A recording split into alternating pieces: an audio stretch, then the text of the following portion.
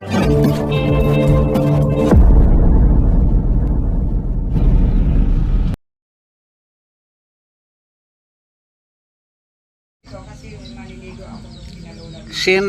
na isda, sabayan na rin ng barbecue na mais. Lagkitan po yan. Pagkalagkitan, siyempre malagkit. Ito na po yung ating sinaing na isda. Wow, yan. Sinaing na isda sa banga. At saka inihaw na mais. With talbos ng kamote.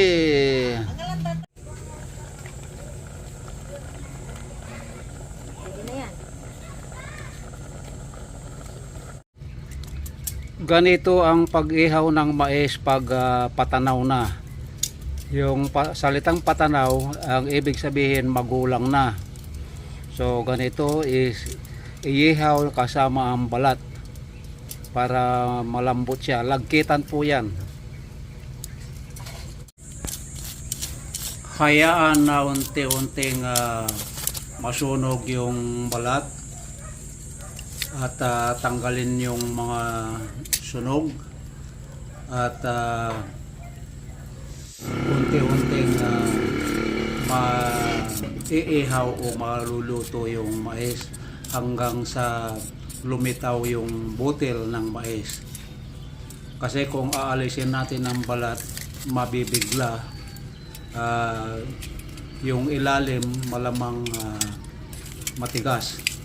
So ganito ang sistema ko noong araw pa pagka yung pang-ihaw talaga.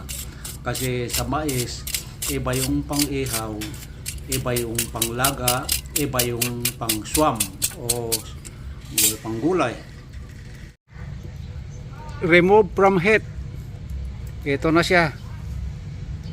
Alisin na lang yung mga sunog-sunog na balat pagkakainin na.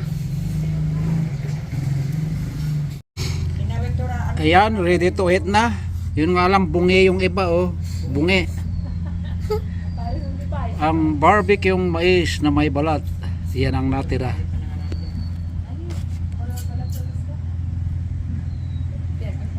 Kaira na.